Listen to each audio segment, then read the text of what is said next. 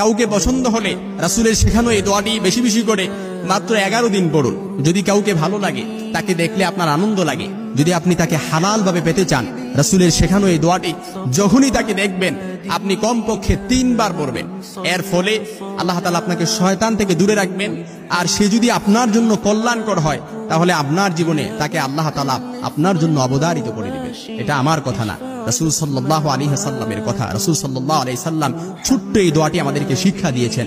দোয়াটি এসেছে সহিহ ইবনে মাজার বর্ণনা 33 এবং 55 নম্বর বাবে, মুস্তাদরাকে হাকিমের বর্ণনা 677 নম্বর হাদিস, সহিহুল জামির বর্ণনায় 2য় খণ্ডের 850 নম্বর হাদিস। আমি সেখান থেকে কোট করেছি আম্মা জান আয়েশা সিদ্দিকা রাদিয়াল্লাহু তাআলা আনহা থেকে বর্ণিত হাদিস। রাসূলুল্লাহ সাল্লাল্লাহু আলাইহি ওয়াসাল্লামের কাছে যখন কোনো জিনিস পছন্দ হতো, কোনো বস্তু পছন্দ হতো এবং কোনো জিনিস দেখে রাসূল সাল্লাল্লাহু আলাইহি সাল্লাম আনন্দ পেতেন, ওই জিনিসটা পাওয়ার জন্য রাসূল সাল্লাল্লাহু আলাইহি সাল্লাম আল্লাহর কাছে এই দোয়াটি পড়ে আকাঙ্ক্ষা করতেন। আর আল্লাহ তাআলা যদি এই জিনিসটা রাসূলের জন্য কল্যাণকর মনে হতেন, আল্লাহ তাআলা তার জন্য অবধারিত করে দিতেন। রাসূলের এই দোয়াটি আল্লাহ তাআলা রাসূল সাল্লাল্লাহু আলাইহি সাল্লাম উম্মতের জন্য শিক্ষণীয় হিসেবে বলে দিয়েছেন।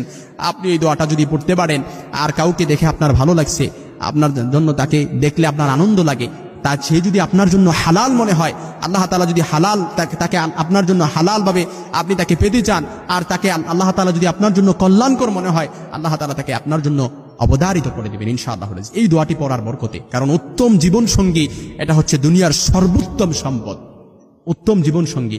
এই জন্য দোয়াটি আমি বানান করে আপনাদেরকে শিখিয়ে দিচ্ছি। ছোট্ট এই দোয়াটি রাসূল সাল্লাল্লাহু আলাইহি সাল্লাম বলেন, আলহামদুলিল্লাহিল্লাযী বিনিআমাতি তাতিম্মুস সালিহাত। আপনি এই দোয়াটি পড়বেন, যখনই তাকে দেখবেন ছোট্ট এই দোয়াটি 3 বার পড়বেন, আলহামদুলিল্লাহিল্লাযী বিনিআমাতি তাতিম্মুস সালিহাত। আমি আবারও শিখিয়ে দিচ্ছি, আলহামদুলিল্লাহিল্লাযী বিনিআমাতি তাতিম্মুস সালিহাত, আলহামদুলিল্লাহিল্লাযী বিনিআমাতি তাতিম্মুস সালিহাত। আয় আল্লাহ, প্রশংসা আল্লাহর জন্য যার নিয়ামতে ভালোবাসাগুলো সাধিত হয়। প্রশংসা আল্লাহর সর্বাবস্থায়।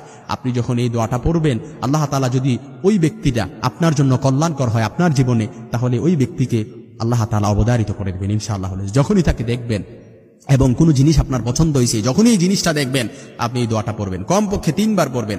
আপনি মাত্র 11 দিন কিংবা 21 দিনে আমলটা করেন, আল্লাহ তাআলা অবশ্যই আপনাকে ফলপ্রসূ করবেন ইনশাআল্লাহুল আজিজ। কিংবা আপনি যদি উত্তম জীবন সঙ্গী পাওয়ার জন্য আল্লাহ তাআলার কাছে বেশি বেশি দোয়া করেন, কোরআনে বর্ণিত আল্লাহ তাআলা অসংখ্য দোয়া আমাদেরকে শিক্ষা দিয়েছেন।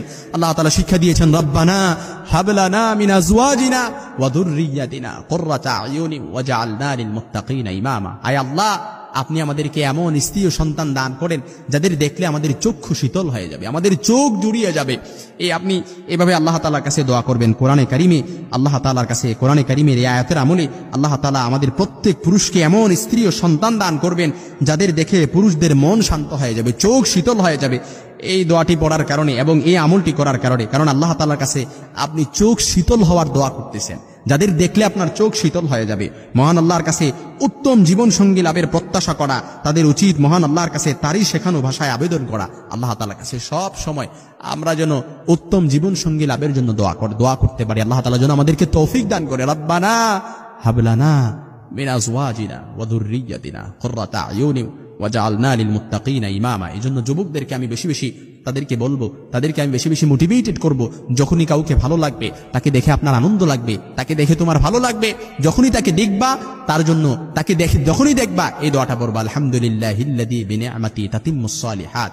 আয় আল্লাহ, প্রশংসা আল্লাহর জন্য, সর্বাবস্থায় আপনার জন্য প্রশংসা, যে আল্লাহর প্রশংসা সর্বাবস্থায় আপনার জন্য, যার কারণে ভালোবাসাগুলো সাধিত হয়। অর্থাৎ আপনি এই দোয়াটা পড়ার কারণে সে যদি আপনার জন্য কল্যাণকর হয়, তাহলে আল্লাহ তাআলা আপনাকে হালাল ভাবে ওই ব্যক্তিকে আপনার জীবনে অবধারিত